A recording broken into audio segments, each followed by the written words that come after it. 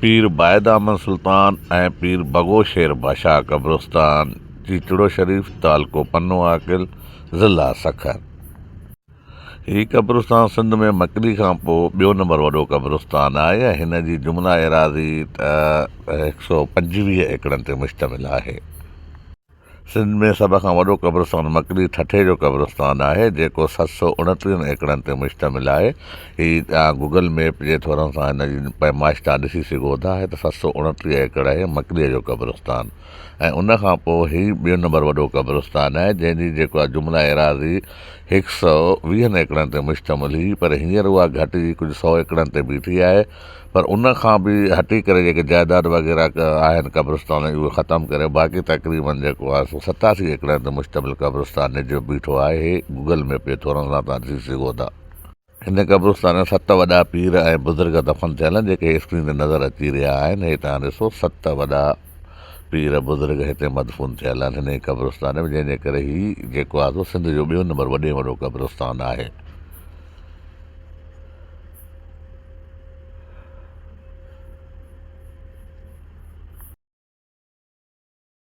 दरगाह हज़रत शेख मोहम्मद इलियास कुरैशी हाशमी ऐं संदसि पुटनि ऐं पोटनि जूं तस्वीरूं गूगल मैप जे थोरनि सां मुलाहिज़ा आहिनि। हज़रत शेख मोहम्मद इलियास कुरैशी हाशमी तक़रीबन 1000 साल पहिरियां मदीने मुनव्वरा मां तबलीग करण लाइ हिजरत करे हिते चीचड़े शरीफ़, तालके पन्ने आकिल, सिंध में आया हुआ। हिते पाण इस्लाम जी तबलीग जे करे बेशुमार ग़ैर मुस्लिम माण्हुनि खे मुस्लमान कयो ऐं दीन इस्लाम जी दौलत सां मालामाल कयो। साईं जन जी औलाद मां हज़रत शेख मोहम्मद ईसा कुरैशी हाशमी, हज़रत शेख मोहम्मद बुरहानुद्दीन कुरैशी हाशमी ऐं हज़रत पीर उबैदुल्ला उलवी कुरैशी हाशमी जन पैदा थिया। बाद में हज़रत पीर उबैदुल्ला उलवी कुरैशी हाशमी मां हज़रत सुल्तान बा यज़ीद रहमतुल्लाह अल मरूफ़ पीर बायद अहमद सुल्तान बादशाह सरमस्ते अब्दाल 1.25 लख जो सरताज पैदा थिया, जंहिंजे नाले पुठियां हीउ क़ब्रस्तान पीर बायद मशहूरु थियो। हीअ जेके अॻियां 3 क़बरूं नज़र अची रहियूं आहिनि विॾे में, उन में हिकु क़बर हज़रत शेख मोहम्मद ईसा कुरैशी हाशमीअ जी आहे, ॿी क़बर हज़रत शेख बुरहानुद्दीन कुरैशी हाशमी वलद हज़रत शेख मोहम्मद इलियास कुरैशी हाशमी जी आहे, ऐं टीं क़बर हज़रत शेख बहाउद्दीन कुरैशी हाशमी वलद हज़रत शेख बुरहानुद्दीन कुरैशी हाशमीअ जी आहे। बाक़ी हे ॿियनि क़बरुनि जी अञा ताईं का न अंदेशो, अञा ताईं ॿी का निशानदेही न थी सघी आहे त हीअ कंहिंजूं आहिनि। हज़रत पीर उबैदुल्ला उलवी कुरैशी हाशमी ऐं हज़रत पीर सुल्तान बा यज़ीद रहमतुल्लाह अल मरूफ़ पीर बायद अहमद सुल्तान बादशाह सरमस्ते अब्दाल 1.25 लख जो सरताज जूं मज़ार मुबारक। हज़रत पीर बायद अहमद सुल्तान बादशाह 115 सालनि जी उमिरि पाती। साईं जन पाण तमामु घणा इबादत गुज़ार हुआ। दीन जी तबलीग कंदे केतिरा ई ग़ैर मुस्लमान करे इस्लाम जे दायरे में वठी आया। 1.25 लख खां बि मथे बुज़ुर्ग ऐं हाफ़िज़ क़ुरान साईं जन जी मातियत हूंदा हुआ। हिन क़ब्रस्तान में मदफ़ून आहिनि, जंहिंजे करे पीर बायद खे 1.25 लख जो सरताज बि चवंदा आहिनि। पाण पंहिंजे वालिद सां गॾु मुक़बरे में आरामी आहिनि। हीअ जेका पहिरीं मज़ार तव्हांखे नज़र अची रही आहे, हीअ संदन वालिद मुबारक हज़रत पीर उबैदुल्ला उलवी कुरैशी हाशमीअ जी आहे ऐं पाण साईं जन सां गॾु मदफ़ून आहिनि। पाण बारगाह इलाही में एतिरा त मक़बूल हुआ जो संदन ज़बान मुबारक मां अदा थींदड़ लफ़्ज़ सचा साबित थींदा हुआ। अल्लाह जल जलालहू जे नेक माननि में मुमताज़ हैसियत रखंदा हुआ। संदन पाकीज़गी तोड़े तक़वा जो बयानु आम लफ़्ज़नि में करण खां मथां आहे। साईं जन जी हीअ मज़ार मुबारक या हिन जे मथां जेको मक़बरो तामीर थियल आहे, इहो तक़रीबन 900 साल पुराणो आहे। साईं जन जे मक़बरे मां हिकु सिर जे सिंध हुकूमत जी आर्कियालॉजी डिपार्टमेंट जा कुझु अमलदार हितां खणाए विया हुआ, जंहिं हुन ते तहक़ीक़ कई। तहक़ीक़ करण खां ॿुधायो त हे तक़रीबन 900 खां 1000 साल जे विच में पहिरें जूं तामीर थियल सिरूं आहिनि, यानी कि एतिरो ई पुराणो क़ब्रस्तान आहे। साईं जन जूं तक़रीबन 6 खां 8 पीढ़ियूं हिन ई क़ब्रस्तान में मदफ़ून थियल आहिनि, जंहिंमां कुझु त क़बरूं नज़र अची चुकियूं आहिनि, जंहिंखे साईं जा जेके गादी नशीन आहिनि हींअर हड़ंद शरीफ़ आहे डेरा गाज़ी ख़ान जे इलाइक़े में हींअर शिफ्ट थियल आहिनि, उते उन्हनि जो रोज़ो मुबारक बि आहे जेके हींअर गादी नशीन आहिनि।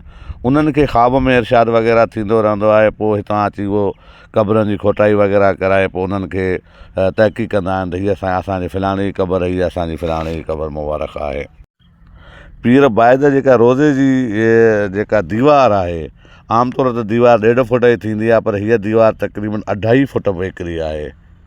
ऐं इन मां अंदाज़ो लॻाए सघिजे थो त हीउ वाक़ई जेको आहे सो पुराणो क़ब्रिस्तान आहे ऐं पुराणी क़बर मुबारक आहे। हे साम्हूं दरवाज़ो नज़र अची रहियो आहे, जंहिंजी आम पैमाइश कंदा त तक़रीबन 2.5 खां 3 फुटनि जे विच में इन दीवार जी पैमाइश आहे।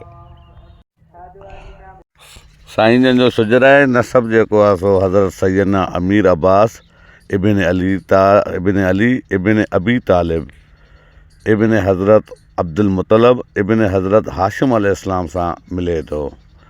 साईं जन जे ख़ानदान मां ई जेको आहे सो साईं जन जो पर पोटो आहे हज़रत मखदूम सुल्तान तैयब कुरैशी हाशमी, जेको हितां टीचड़े पनाहकल मां शिफ्ट थी करे पंजाब जे बस्ती पनाह हली हड़ंद शरीफ़ तहसील जामपुर ज़िला राजनपुर में उते वञी जेको आहे सो तबलीग जे बहाने उते विया, वरी उते वञी हिजरत करे उते वञी वेठा। हींअर उन्हनि जी मज़ार वग़ैरह उते आहे। हींअर जेके गादी नशीन साईं जन जा हलनि पिया उहे उते हलनि पिया, उते आहिनि पंजाब में गादी नशीन हींअर हिते न आहिनि टीचड़े में। हिते साईं जन जो शुजरे नसब जो जेको मुकमल डिटेल आहे उहा वीडियो में तव्हांखे ॾियूं पिया। ही ॾिसो, हिन में सॼी डिटेल लिखियल आहे, साईं जन किथां आया ऐं किथे किथे कीअं मतिलबु थिया ऐं हींअर जेका उन्हनि जी किथे आहे गादी। हे शुजरा नसब आहे साईं जन जो। मज़ीद साईं जन जी तारीफ़ में चंद अख़र संदन फ़क़ीर मोहम्मद अली मैसर बयानु कंदो, जेको तक़रीबन नसल दर नसल हिननि जे अचे पियो हिते मैसरे में हिन टीचड़े में। मुंहिंजो नालो मोहम्मद अली, वाल साहिब जो नालो गौसपेश ख़ान मैसर। तक़रीबन मुंहिंजी उमिरि 52 साल आहे। 10 नसलुनि खां वठी असां ॻोठ जा राइशी आहियूं। सखी सुल्तान पीर बाद बादशाह लाइ असांजा वॾा ॻाल्हि कंदा। साईं जन मदीने में हिजरत करे आया तक़रीबन अॼु खां 900 साल अॻु में। घणा ई वॾी अलाह जा साईं जन जी मस्जिद हाकड़े दरिया ते हिते अॼु बि मौजूदु आहे। उन में नमाज़ पढ़ी आहिनि। पीर साईं बागारो साहिबु, ॿियो माफ़ेदणी, शाह अब्दुल लतीफ़ भिटाई, घणा ई वॾी अलाह जा ऐं निसार बादशाह सरंदी, मंदूर बादशाह सरंदी, जंहिंखे कशबे कबूल बि हुयो। साईं जन जो वाल साहिबु हिते रखियलु आहे, जंहिंजो नालो आहे बे सुल्तान। साईं जन जो ॾाढो पाक रखियलु आहे, उन जो नालो मोहम्मद इलियास कुरैशी बादशाह। साईं जन जो पुटु रखियलु आहे हिते, ताज़ी कोठाई थी आहे, उन में क़बर निकिती आहे साईं जी, उन जो नालो आहे ईसा सुल्तान। साईं जन जो पोटो रखियलु आहे हुंद विलायत में जामपुर में, जंहिंजो नालो आहे सुल्तान तैयब। ऐं साईं जन जो आख़िरी जेको आहे नसुल में जेको वली हुआ उहो बाडर लाड़काणे साइड ॾे, जंहिंजो नालो आहे हिदायतुल्लाह तारिक नजबी, जेको 7 दीवाननि में शाइर हुयो। जेको आहे हिंदुनि जी गीता जेका उनजो बि हाफ़िज़ हुयो। अरबी, फारसी, सराइकी, सिंधी। उनखे औलाद कोन हुई, उनजो बि रोज़ो पाक ठहियलु आहे उते। पोइ जेको आहे त साईं जूं करामतूं तव्हांखे ॿुधायूं था। असांजा वॾा ॻाल्हि कंदा त अॻे ओस पास बि क़ब्रिस्तान कोन आहे, सिर्फ़ु साईं वारनि जो क़ब्रिस्तान हुयो। अॼु बि तव्हां ॾिसो त घटि में घटि 50 क़ौमूं मदफ़ून आहिनि क़ब्रिस्तान में। हाणे जीअं जीअं आबादी वधी वई आहे, क़ब्रिस्तान माण्हू वेझा ठाहिया आहिनि, तंहिंजे करे घटि अचनि था माण्हू हिते मयत खणी। पोइ बि अॼु 30-40 अॼु ताईं बि 30-40 ॻोठनि जी आबादी हिते जेको मदफ़ून थियल आहे। डेली बेसिस ते 1, 2, 3, 4, 5, 7 लाश बि ईंदा आहिनि क़ब्रिस्तान में। साईं जन जूं वॾियूं करामतूं आहिनि। साईं जन जी उमिरि 115 साल हुई, हाफ़िज़े क़ुरान हुया। ऐं साईं जन जेको आहे त वॾे जलाली वारा बुज़ुर्ग आहिनि। मशहूरु ॻाल्हि आहे, मंदूर सरंदी बादशाह जी उनखे कशिफ क़बूल हुयो। जंहिं क़बर ते उहो वेंदो सलाम कंदो, जवाबु मिलंदो। पोइ जॾहिं साईं जे रोज़े में आयो 40 साल अॻु में, साईं जन खे सलाम कयईं, साईं जन जवाबु न ॾिनो। ॿियो दफ़ो सरंदी बादशाह सलाम कयो, साईं जन जवाबु न ॾिनो। टियों दफ़ो सरंदी बादशाह सलाम कयो, साईं जन जवाबु न ॾिनो। साईं जन खे कावड़ अची वई सरंदी बादशाह खे। वज़ू में हुया, दुबारा वज़ू करे साईं जन जी मस्जिद में नफ़ला पढ़ूं। सलवात जा विरत कयूं, दुआऊं घुरियूं। चोथों दफ़ो साईं जे रोज़े में आया, सलाम अची कयूं, साईं जन जवाबु ॾिनो। चई साईं अर्ज़ु आहे। साईं जन पुछायो, ॿुधायो, चयो ॿुधाए। साईं जीअं बि क़बर ते मां वञा, हिकु दफ़ो सलाम करण जवाबु मिलंदो आहे मूंखे, तव्हांखे मां 3 दफ़ा सलाम कयो, तव्हां जवाबु ॾिनो। साईं चयो त मां मुनासिब ई न सम्झो त तोखे मां जवाबु ॾियां, मां ज़िक्र इलाही में मशगूलु हुयुसि। साईं जन वॾा जलाली आहिनि, सॼी उमिरि गुज़री वञे, कंहिंखे चाहिनि त ज़ियारत कराइनि, चाहिनि त न कराइनि। अॻिले ज़माने जी ॻाल्हि कंदा आहिनि वॾा असांजा, 2 दफ़ा बोर्ड आई आहे। हिते हिकु बुज़ुर्ग रखियलु आहे जंहिंजो नालो आहे लाल फरीद बादशाह। उहो गोश बावल हक़ जो ख़लीफ़ो बि हुयो ऐं मेहूं बि चाढ़ींदो हो, मेहूं ॾुहंदो बि हुयो। जॾहिं उनजी ड्यूटी पूरी थी, गोश बावल हक़ उनखे दुआ कई, अॻिमें फरीद हाणे लाल आहे, सखी सुल्तान पीरबाज बादशाह क़ब्रस्तान थी, उन में तूं मदफून थींदे, उनखे मुंहिंजा सलाम ॾे, तोखे उते जाइ ॾींदो। जॾहिं लाल फरीद बादशाह अॼु खां तक़रीबन 750 साल अॻु में आया, साईं सां मिलिया, साईं उन्हनि खे ईअं ई चयो त 2 दफ़ा हिते बोर्ड आई आहे, मां मोटाई आहे, 3 दफ़ो ईंदी। मुंहिंजी उन सां शर्त रखियलु आहे पग जी, जे उनजी बोर्ड मुंहिंजो क़ब्रस्तान लेटे वई त मां उनखे क़यामत ॾींहुं पंहिंजी पग पाराईंदुमि। जेकॾहिं मां तोखे अधु क़ब्रस्तान विराए ॾियां थो, उन ॾों तो बोर्ड न अचे, जे दम तो में आहे त पोइ मां तोखे हिते रखणु ॾियां पंहिंजे लालनि हीरनि में, वलियनि में, उनजो त को मसइलो ई कोन्हे। 2 दफ़ा बोर्ड अची चुकी आहे। हाणे 2022 में 13 अगस्त खां 27 अगस्त ताईं पूरी सिंध में मींहुं वठो। ओस पास जा जेके बि क़ब्रस्तान हुया उन्हनि में पाणी बीठो हुयो। सखी सुल्तान पीरबाज बादशाह क़ब्रस्तान में पाणी न हो। केतिरा ई मैयत उन्हनि 15 ॾींहंनि में फोत थिया, उन्हनि जा वॾा उन्हनि क़ब्रस्ताननि में रखियलु आहे, त बि उहे लाश मजबूरी में अची हिते दफ़न करे विया, छो त उन्हनि जे क़ब्रस्तान में पाणी, साईं जे क़ब्रस्तान में पाणी बि कोन हुयो।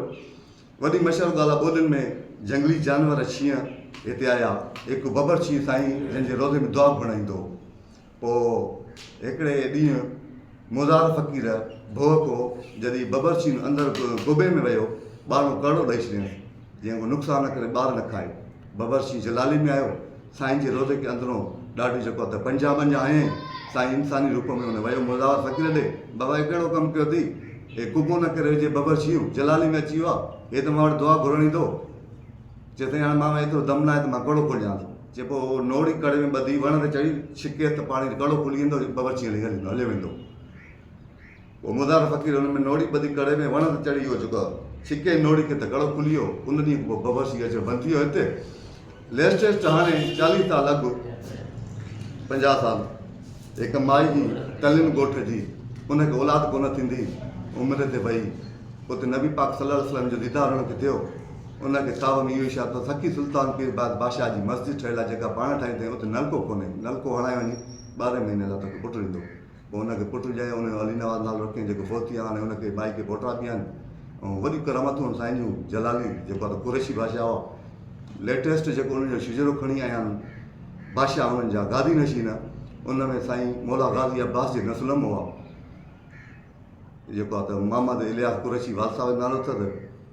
ऐं असांजे शिजरे में जेको आहे त उहो ॿुधाइनि था त ॾाढो असांजे जेके वॾा ॻाल्हियूं कंदा वालसा बि अथसि, वलारनि थोरो फ़र्क़ु पए थो, ऐं ॾाॾे खे बि अबो चवंदा, थी सघे थो ॾाढो हुजेसि, पर साईं वॾी करामतूं आहिनि। 1.25 लाख वॾा ॻाल्हि कंदा त हिन में वली मदफ़ून क़ब्रस्तान में 1.25 लाख हाफ़िज़े क़ुर, विख वक़्त ते वली हुआ, विख वक़्त ते अॼु बि 5-7 उथला क़ब्रस्तान थी आहिनि। जंहिंजो बि मैत हूंदो आहे, जेको बि क़बर कोटाईंदो आहे, उन क़बर जे ओस पास उन क़बर मां माण्हुनि जा हॾा निकिरंदा आहिनि, जंगुनि जा, ॿाहुनि जा, मथे जूं खोपड़ियूं निकिरंदियूं आहिनि। पर के अहिड़ा वली रखियल आहिनि।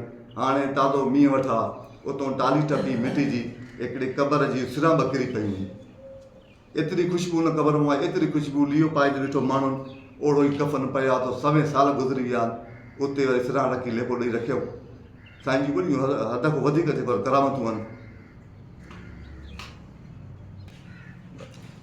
साईं जी क़ब्रस्तान जी एराज़ी अॼुकल्ह जेको त नक्शे ते ॾिसो 86 एकड़ आहे, पर वॾा ॻाल्हियूं कंदा 100 एकड़ घटि में घटि हुनजी आबादी। ओस पास हाणे ज़मीनुनि माण्हुनि जेको आहे त आबादी कयूं आहिनि, ग़रीब माण्हुनि घर रखिया आहिनि, क़ब्रस्तान बि थोरो थी वियो आहे।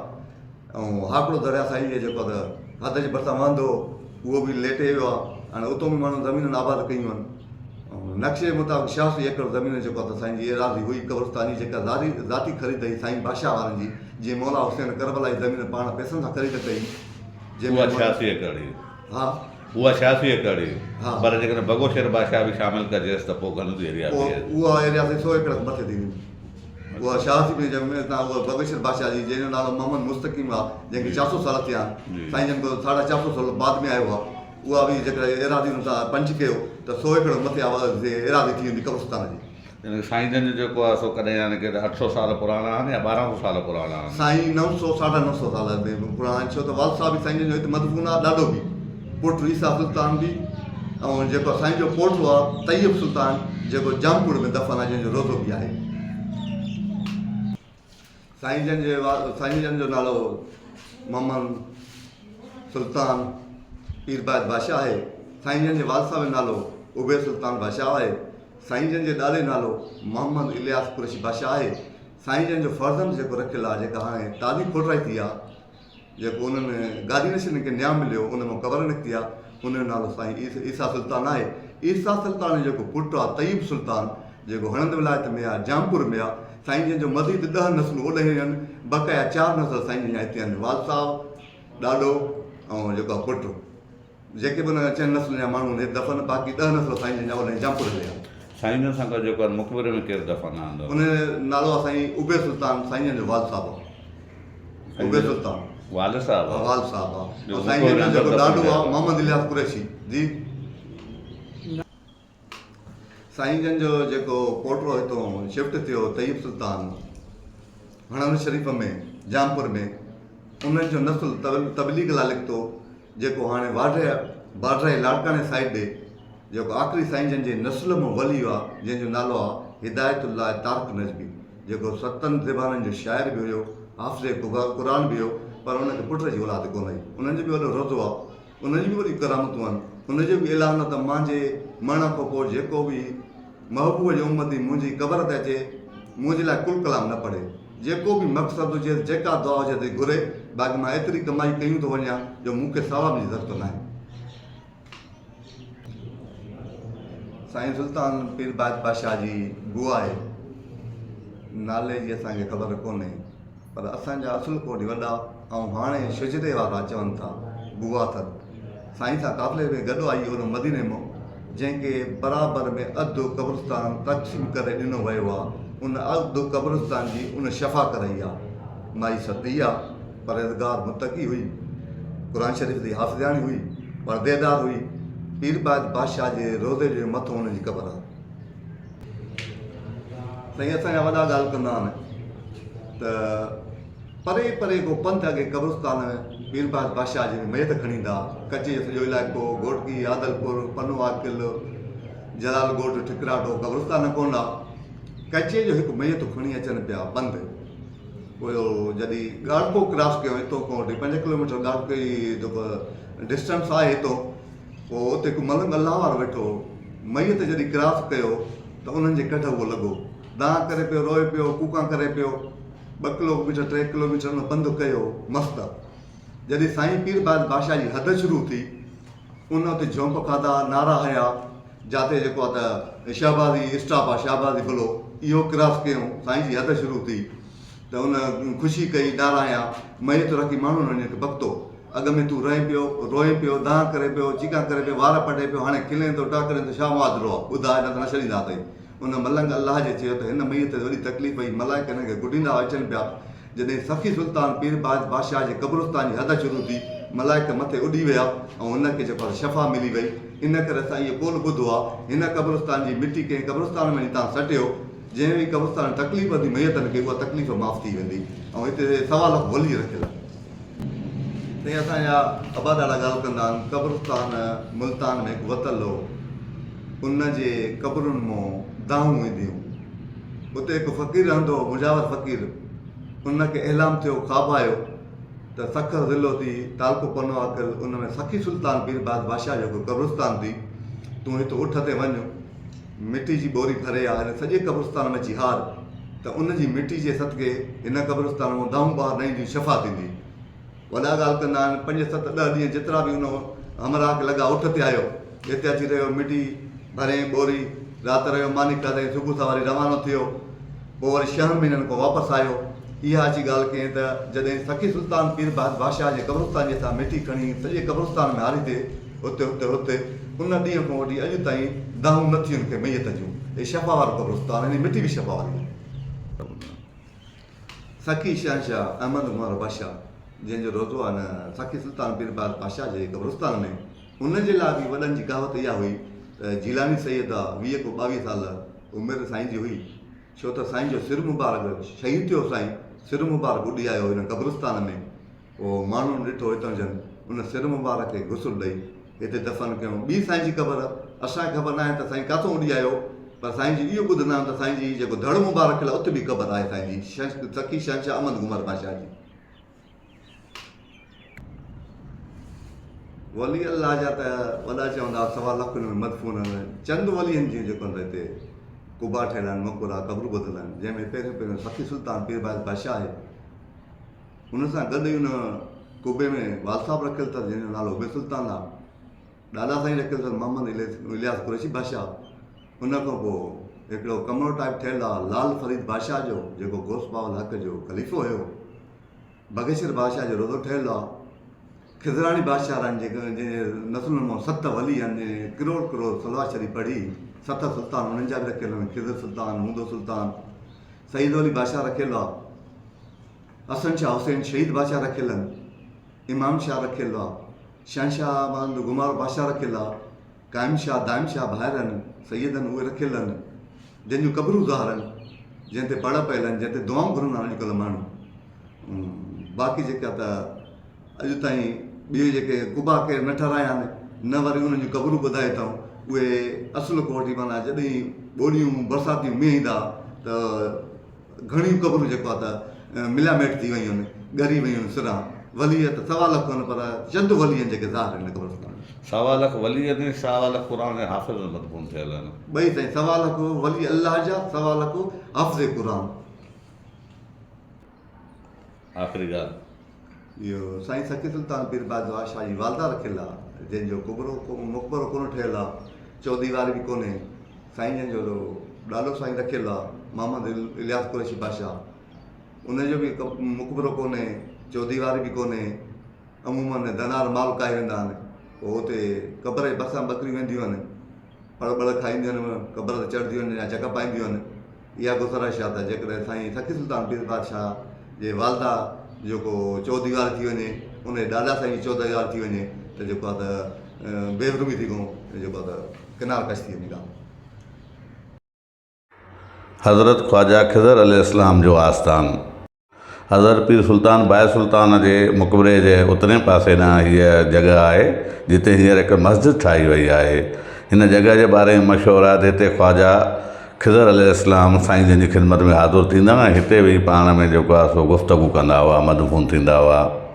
ॿिया बुज़ुर्ग बि जेके साईं जन जी ख़िदमत में ईंदा हुआ, उहे हिते ई वेही करे साईं जन सां हाल अहिवाल कचहरी कंदा हुआ।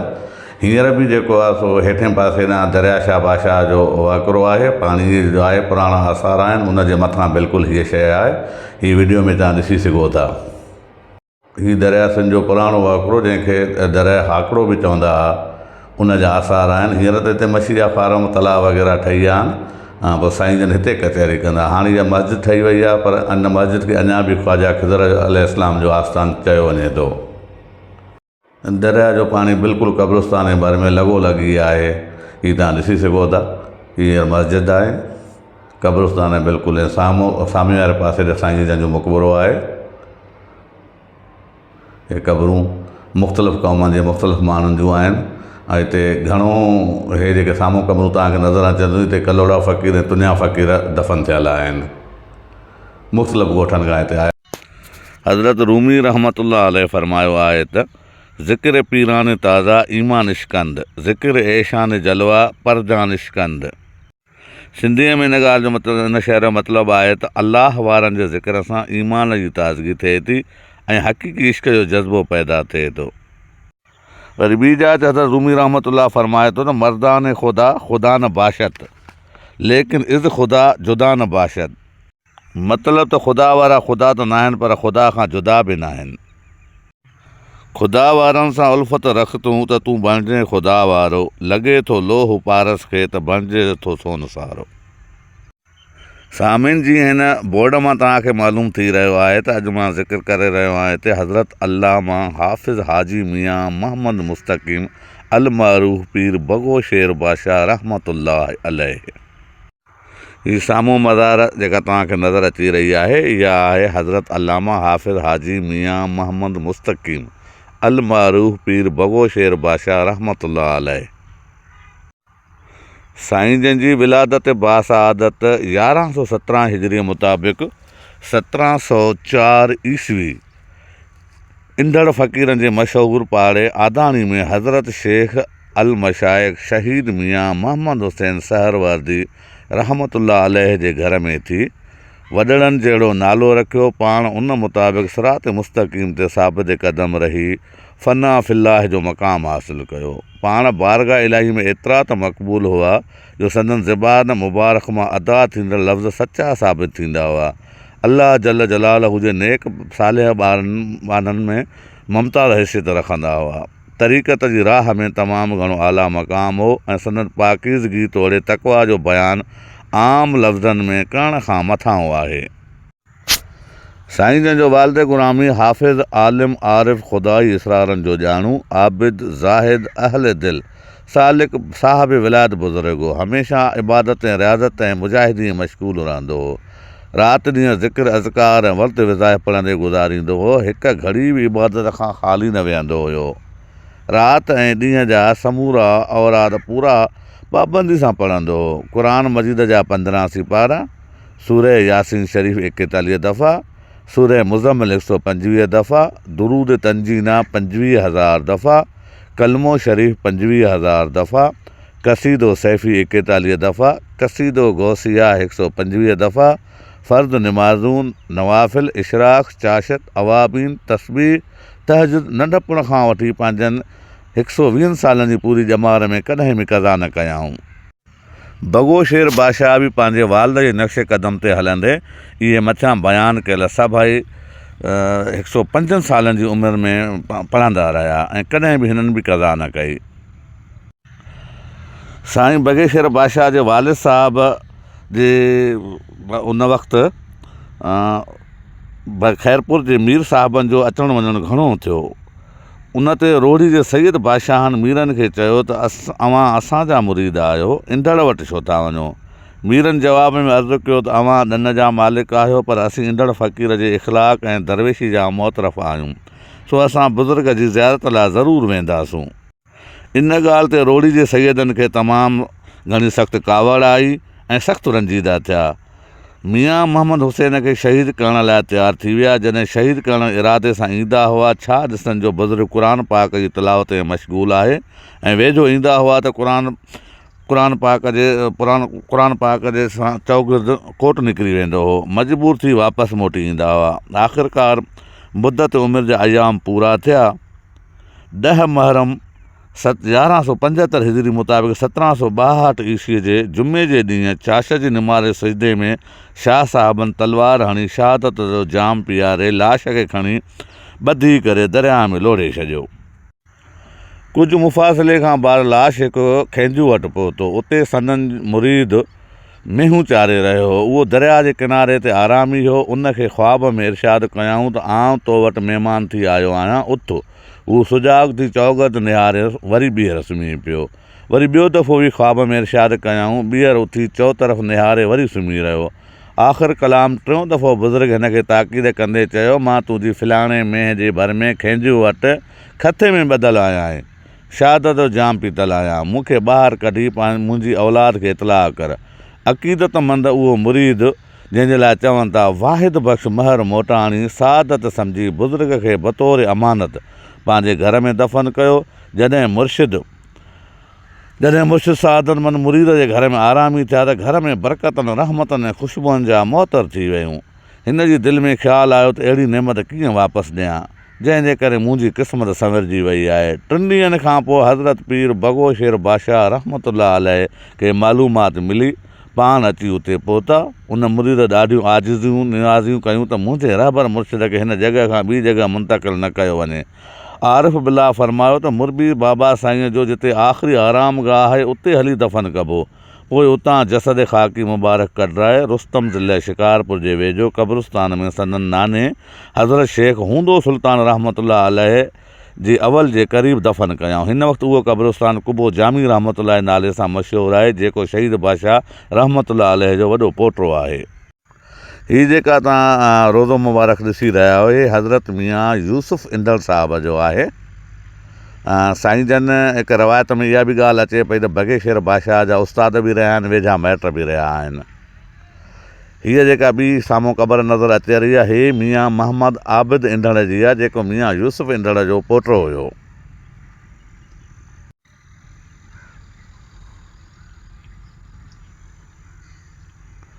ऐं हीअ जेका टीं नज़र अची रही आहे, हे मियाँ मोहम्मद अशरफ मरहूम रहमतुल्लाह अलैह जो आख़िरी आरामगाह मज़ार आहे। हे टई मज़ारूं हिक ई मुक़बरे जे अंदरि बगेशेर बादशाह जे ओभाणे पासे हिकु अलहदा मुक़बरे में दफ़न थियल आहिनि, जेके बि साईं जन जे ख़ानदान सां ई वास्तो रखनि था। बगोशेर बादशाह जन सने बलूगत खे पहुता त तमामु उलूम फ़ारसी अरबी मुकमल कयऊं। संदन उस्ताद मौलाना मियाँ मोहम्मद यूसुफ इंदड़ सहरवर्दी, जेको संदन सौट बि हुआ ऐं उस्ताद बि। मोहतरम जी मज़ार बि रोज़े तरफ़ अंदरि ई आहे। हिते इहा जेका साम्हूं नज़र अची रही साईं जन जी मज़ार आहे।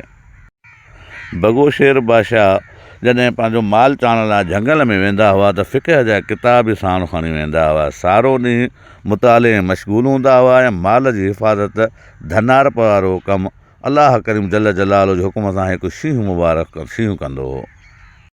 बाक़ी बगेशेर बादशाह घणी तालीम दीनी दुनियाई जेके बि हुयूं शयूं उहे पंहिंजे वालिद मुरबी हज़रत शेख मियाँ मोहम्मद हुसैन शहीद रहमतुल्लाह अलैह जी ख़िदमत में रही बातिनी उलूम इल्म मारिफ़त हक़ीक़त तरीक़त हासिलु करे हाल ऐं सलूक जो साहिबु थियो। राति ॾींहुं इबादत इलाही मशगूल हूंदा हुआ। इतफ़ाक़ सां हिकु ॾींहुं जंगल में मजज़ूब अची मिलियो। पाण बि उन सां ख़ुलूस ऐं मुहबत सां मिलिया। रूह रिहाणियूं कंदे संदन वॾो अंस थी वियो। मजज़ूब ख़ैरपुर मीरस जे अक़ब में रहंदो हो। पाण उन सां मिलणु जुलणु शुरू कयऊं। जॾहिं मजज़ूब ईंदो हो कॾहिं पाण बि उन वेंदा हुआ। मजज़ूब खेनि तमामु घणो शफ़क़त निगाह सां ॾिसंदो हो। पाण हिकिड़े दफ़े उन वटि विया त उन ताक़ीद कयो त जल्दी वापसि अचिजो। उन जे चवण मुताबिक़ इजाज़त लाइ पंहिंजे मुरबी वालिद सॻोरे जी हुज़ूर में आया त इजाज़त घुरण खां पहिरियां ई मुरबी हुकुम कयो त नूर जिस्म हीउ कमु करे अचो। कम जे सर अंजामी फरमान मुजाबिक़ पूरी करे ॿ ॾींहं इजाज़त लाइ हाज़ुर थिया त वरी बि मुरबी फरमायो लख़्त जिगर हीउ कमु कार करे अचो। कमु पूरो करे टे ॾींहं हाज़िर ख़िदमत थिया त अहवाल पुछाइण बिना ई संदन वालिद मुरबी पंहिंजे खीसे मां पैसा कढी ॾिना ऐं फरमायो बचा हीउ वठो, दुनिया जान फ़ानी आहे। अव्हां जो दोस्त मजज़ूब जूं आख़िरी घड़ियूं आहिनि। उन जे कफ़न दफ़न ऐं ख़ैरात जो बंदोबस्तु अव्हां खे ई करिणो आहे। पाण इजाज़त फरमायूं, पाण रवाना थिया। जॾहिं उते पहुचण खां चंद घड़ियूं पहिरियों ई मजज़ूब फ़ौत थी वियो। इन्ना लिल्लाहि व इन्ना इलैहि राजिऊन। मजज़ूब जा ख़िदमत गुज़ार उतां जे पसगिरदाई जा रहंदड़ चवणु लॻा, अफ़सोस इंदड़ फ़क़ीर, अव्हां खे बार बार यादि कयईं पर तव्हांजी कम नसीबी हुई जो हेतिरी सारी वॾी अमानत फ़ैज़ खां अव्हां महरूम थिया। उहा ख़बर ॿुधी पाण तमामु घणा ग़मगीन थिया। उन जो कफ़न दफ़न ऐं ख़ैरात जो बंदोबस्तु पंहिंजे वरबी वालिद सॻोरे जी फरमान मूजिबि ख़ुदि पूरो करे वापसि घरु आया। संदन वालिद मुबारक पंहिंजे प्यारे लख़्त जिगर खे जॾहिं ग़मगीन ॾिठो त फरमायो, प्यारा लख़्त जिगर तूं ग़म न कर, अल्हम्दुलिल्लाह तव्हांजो फैज़ शाही आहे, अव्हां खे फैज़ कसीर अता थींदो। सामीन, हिते मां हिन वाक़े खे थोरी देरि लाइ बंदि करे रहियो आहियां। उहो इन करे जे हीअ जेके साम्हूं तव्हांखे क़बरूं मुबारक नज़र अची रहियूं आहिनि, हिननि जे बारे में हिते मशहूरु आहे त हे मुल्तान जे गौस पाकनि जे ख़ानदान मंझां उन्हनि बुज़ुर्गनि जूं आहिनि ऐं पाण पंहिंजी वसीयत कराई हुअऊं त असांखे हिते बगेशर बादशाह में जॻह आख़िरी मिली, हिते अची मदबून थिया आहिनि। पोइ साईं जन खे हुन वालिद साहिबु फरमायो त हिन मजज़ूब खां घोटकी जे जीलानी दरबार वारनि जूं छा मथे आहिनि बुज़ुर्गियूं मथनि, उतां फैज़ हासिलु कयो। दरगाह मुबारक हज़रत मखदूम लाल फरीद सहरवर्दी साईं जन गौस बावलाक मुल्तान वारे जा ख़लीफ़ा हुया ऐं संदन मेहूं बि चाढ़ींदा ऐं काफ़ी ख़िदमत गुज़ार हुया। जॾहिं संदसि ज़िंदगी जा आख़िरी ॾींहं आया ऐं ख़िदमत गुज़ारी पूरी थी ऐं ज़िंदगी जी आख़िरी से पहुता त साईं गौस बावलाक संदन हक़ में दुआ कई ऐं इरशाद फरमायो त पनो आकली भर में चिचड़े शरीफ़ में पीर हज़रत बा सुल्तान बा यज़ीद अल मारूफ़ पीर बायद अहमद सुल्तान सवा लख सरताज जो क़ब्रिस्तान आहे, संदन ख़िदमत में हाज़िर थियो ऐं तव्हांखे उते दफ़न थियणो आहे। पोइ मखदूम लाल फरीद सहरवर्दी मुल्तान खे छॾे पनो आकिल में चिचड़े शरीफ़ बायद पीर क़ब्रिस्तान में हज़रत पीर सुल्तान बा यज़ीद अल मारूफ़ पीर बायद अहमद सुल्तान जे दरबार में पहुता। रात जो साईं जन खे अर्ज़ करण खां बग़ैर साईं जन इरशाद फरमाइसि त मखदूम लाल फरीद मुंहिंजी ख्वाजा ख़िज़र सां शर्त लॻल आहे त मुंहिंजे क़ब्रिस्तान जी हदनि में दरिया शाह बादशाह जो पाणी आयो त क़यामत जे ॾींहुं अल्लाह पाक जी दरबार में पंहिंजे हथनि सां पग पाराईंदुसि। ॿ दफ़ा दरिया जी ॿोॾ अची चुकी आहे, पर मां ॿई दफ़ा दरिया जो पाणी क़ब्रिस्तान हदनि में दाख़िल थियण खां रोकियो आहे।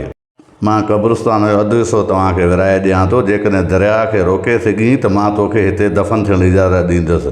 हज़रत मखदूम लाल फरीद सहरवर्दी चयो त साईं अलाह जे हुकुम सां मां इहो कमु पूरो कंदुसि। हींअर ताईं का बि ॿोॾ या दरिया जो पाणी या केॾी बि बरसाति वसे पर क़ब्रिस्तान में पाणी न ईंदो। इहा साईं जन जी करामत आहे।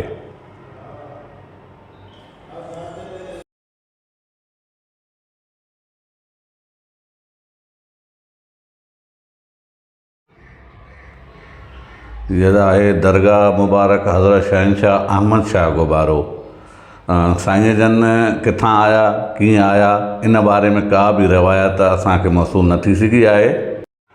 बाक़ी जेके हितां जा लोकल माण्हू आहिनि, जेके पुराणा आहिनि, जीअं हादी बख़्श मैसर साहिबु आहे, 83 साल संदसि उमिरि आहे, झूने में झूनो आहे असांजे इलाइक़े जो। उन खां जॾहिं मालूमात वरितीसीं त उन असांखे इहो ई ॿुधायो त हिते जेको आहे सो हज़रत मुबारक शहनशाह अहमद शाह गुबारे जी मुंडी जेको आहे सो धड़ खां अलॻि थी करे उॾंदी हिते आई हुई, ऐं जंहिं जाइ ते उॾंदी अची हिते किरी आहे उन ई जाइ ते उन साईं जी मुंडी वग़ैरह दफ़न कई वई।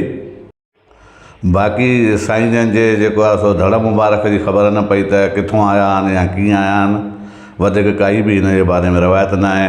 बाक़ी साईं जन शहनशाह अहमद शाह गुबारो हिन क़ब्रिस्तान में मुदफ़न थियल आहे ऐं तमामु जेको आहे सो परे परे खां अक़ीदतमंद हिते साईं जन वटि अचनि था।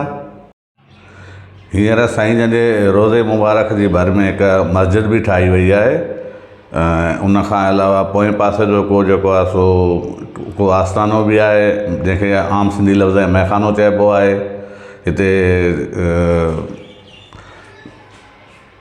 मवाली फ़क़ीर वग़ैरह हिते अचनि पिया ऐं उन्हनि जो आस्थानो आहे, काफ़ी हिते अची विया आहिनि पिया।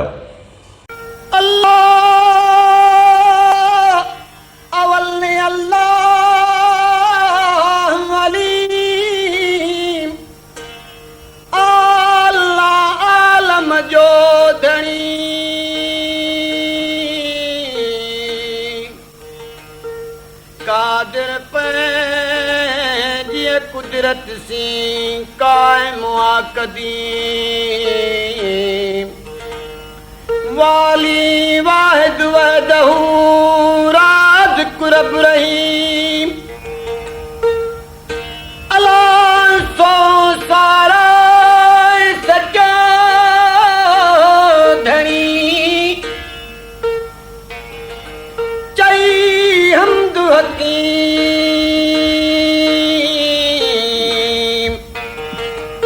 करे पाण करीम, जोड़ूं जोड़ जहान जूं,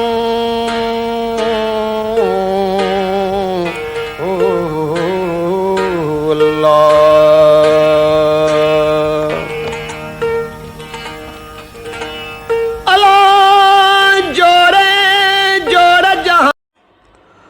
दरगाह मुबारक हज़रत सैयद वली बादशाह साईं जन बि हिन ई क़ब्रिस्तान में दफ़न थियल आहिनि। साईं जन जी मज़ार जेको आहे सो हज़रत मखदूम लाल फरीद सहरवर्दी जे उतरे पासे ॾांहुं पुराणो जेको आहे दरिया सिंध जो वाकिरो, जंहिंखे दरिया हाकड़ो बि चवनि पिया, उन जे किनारे ते आहे। हीउ क़ब्रिस्तान 1100 साल पुराणो हुजण जे वजह करे हिन जेको आहे साईं जन जी बि ख़बर कान पइजी सघी आहे त साईं जन किथां आया आहिनि या केरु आहिनि, साईं जन कॾहिं आया आहिनि ऐं हिते अची कीअं दफ़न थियल आहिनि। इन जे बारे में बि काई रवायत वग़ैरह कोन मौसूल थी सघी। न ई कंहिं लोकल माण्हुनि ॿुधायो आहे। बसि एतिरो ई चई सघो हज़रत सैयद वली बादशाह जी मज़ार आहे। हीउ जेको पोएं पासे खां तव्हांखे वीडियो में पाणी नज़र अचे पियो, हे दरअसल जेको आहे सो दरिया सिंध जो पुराणो वहकिरे जो आहे, हितां लंघ आहे। हींअर त जेको आहे सो मछी जा फार्म वग़ैरह ठही चुका आहिनि, माण्हुनि जा कब्ज़ा आहिनि हिन फार्मनि ते बि मुख़्तलिफ़ क़िस्म जा। साईं जन जी मज़ार बिल्कुलु जेको आहे किनारे ते आहे, हेठां पाणी आहे ऐं मथों पासे खां साईं जन जी मज़ार आहे। साईं जन बि हिन पीर में मतिलबु भाॻेदार हिसेदार आहिनि।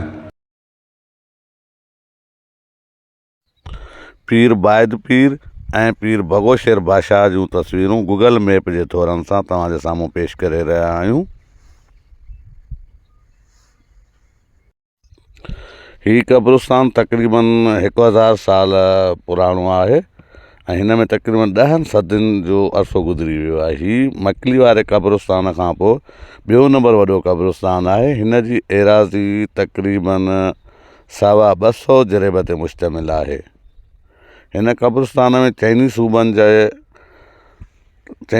जा माण्हू मदफ़ून थियल आहिनि, जंहिंमां कुझु इंसान मसलन सैयद, कुरैशी, इंढड़, तुनिया, पीरज़ादा, महर, चाचड़, महेसर, घुनिया, जतोई, सूमरा, लंजार, मीराणी, कोराई, कोरी, कुंभर, कलोड़ा, मलाणा, बुल्ला, अब्बासी, ख़ासकिली, सियाल, कलवड़, शेख, मलिक, मोहतम, मुजावर, समेजा, हजम, गोपांग, भया, भारा, झुलण, मोची, घोटा, दाया, तल्त, गुजर, आराई, माशी, पठान, बिरोई, खोसा, जखराणी, जागीराणी समेत तक़रीबन 50 खां वधीक ज़ातियुनि जा सभई इंसान हिते अब्दी ऐं आरामी आहिनि। सदियुनि गुज़रण बावजूदु केतिरनि ई क़ब्रनि जा निशान ऐं सबूत अॼु बि वाज़िह ऐं बरा नुमाया आहिनि। क़ब्रिस्तान में दौर गौसिया नवाबिया जे पारां फैज़मंद जा जेके फैज़याब थियल यगाना बुज़ुर्ग हस्तियूं ज़ेर ख़ाक ऐं मऊ ख़्वाब आहिनि ऐं अणगणिया आलिम, हज़ारे हाफ़िज़, समें सूफ़ी, बेशुमार शहीद, अमीरनि ऐं फ़क़ीरनि जी आख़िरी आरामगाह सां गॾोगॾु बाकमाल बुज़ुर्गनि जा रोज़ा पुण ज़ियारत गाह आम आहिनि। आऊं कीअं छॾियां सूमरा तन पम्हारनि जी पचार, जड़ जनी जी जान में लॻी रीह लहार, मेखूं मोहबत संदियूं हींअर मंझि हज़ार, पखा ऐं पवार ॾिठे मूं ॾींहं थिया। भला तन जा भाग जे कमाए विया काल, हीरा मोती हिननि वटि हज़ारे हुया लाल, वंड विरहाए विया जोगी अड़िया जाल, ला ख़ौफ़ुन अलैहिम वला हुम यहज़नून, इन सदा अहवाल, लंघी विया साल त बि जीअरा आहिनि जूई में। मतां मोहिजे ॾिसी दुनिया वारो ही दज, जुदा रखिज जो दऊं शाए लाहे थी छज, अॼु न थिए सुभाण, सुभाण न थिए अॼु, निर्मल नूह फ़क़ीर चए तूं पंहिंजे रब सां रीझी कर रज, मिठियूं भेड़े भज उहो वक़्तु वञे पियो वेसला, जे वर न कनि हिकिड़ो से कमीणियूं सॾजनि, दर दर लाए दिलि खे वर वर ॾियो वञनि, हबीब जे हुज़ूर मां तोड़े थियूं तड़जनि, तालिब तन जूं कहिड़ियूं ॻाल्हियूं ॻणे ॻणजनि, से संभालियूं सॼणनि जे कॾहिं वयूं की न की, ॾिसी डूंगर ॾार मतां हलण में हीणी थिए, के मिजाज़ाणियूं मोटियूं सुणी पंध पचार, पोयों पाइज पिरीअ खे हक़ीक़त जो हार, सिघी लहंदी सार आरीचा इनायत चवै, जे भाई जोगी थियां त तम छॾ तमाम, गोला जे गोलनि जा तंजो थी ग़ुलाम, सब्र जी शमशेर सी कर कीने खे क़तलाम, त नांगा तुंहिंजो नाम लिखिजे लाहूतिन में, राहां कॾहिं न रहिया ही कुर्बाइता क़दम, किथे खयों की न की दिल भर धारां दम लाथों सभु अखियुनि जा जेके गूंदर गम तालिब मौला तन खे हुआ अंदर मंझि अलम त बि कीयूं अहिड़ा कम जे कंहिंखां थिया की न की दाता सते दर ते पलव जन पातो सिक सां सैयद चए तन सही सुञातो नीह संदो नातो रिली रखियाऊं रूह में अञा ताईं आहे तो में ख़्यालु ख़ुदीअ जो दिलि तां बुक ॿियाईअ जो लहज़े अंदरि लाहे मोहबत अथई महबूब सां त सीनू हॾ में साहे कदमनि ॾे क़रीब थी काहियो काहियो काहे तालिब मौला मर्द थी रमज़ उन्हीअ सां राहे वाहियो वाहियो वाह आब अखियुनि मां अजद जो गौसे आलम गौर सी करण अवां जो कमु अचन जे ऊंधियां लाहे तनी जा गम वेले जा वहम तूं कुरेशी काटे बाने बानो टी ज़र ख़रीद सजण जी सेकीअ वञनि विसरी जे जीअ सदा जानी अंगण अमानी शल केचिन जे काम थिए अल्लाह पिरी आण या ने असांखे ओॾां से सारी ते सिज न लहे तकींदे तन काण नाजाइज़ कब्ज़ा खोरनि ऐं हद दख़लनि वारनि हिन क़ब्रिस्तान खे बि कोन बख़्श कयो आहे हे वीडियो तव्हां ॾिसी रहिया आहियो हिन में हे नाजाइज़ घर आहिनि नाजाइज़ माण्हू अची वेठा आहिनि अंदरि ऐं पीर में हद दख़लियूं आहिनि इन खां परहेज़ थियणो घुरिजे क़ब्रिस्तान जो एतिराम असां सभिनि ते लाज़िम ऐं मुल्ज़िम आहे फ़र्ज़ु आहे त असां क़ब्रिस्तान जी हिफ़ाज़त कयूं न की उते जेको आहे पंहिंजा घर ॾे वेही रहूं इहा सुठी ॻाल्हि न आहे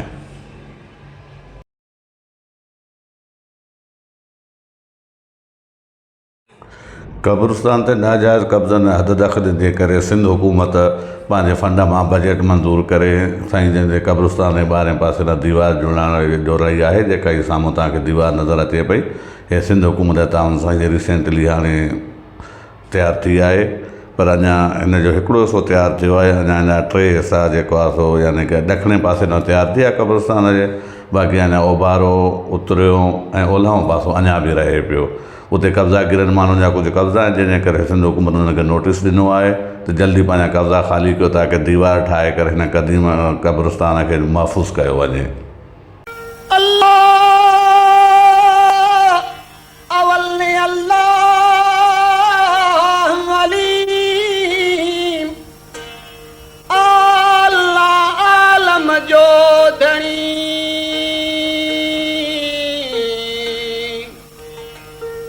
कादिर पंहिंजी कुदरत सी क़ाइमु क़दीम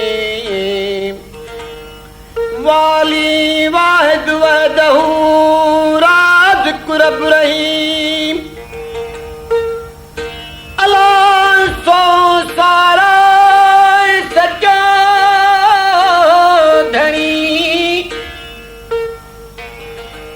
चई हमद हकीम करे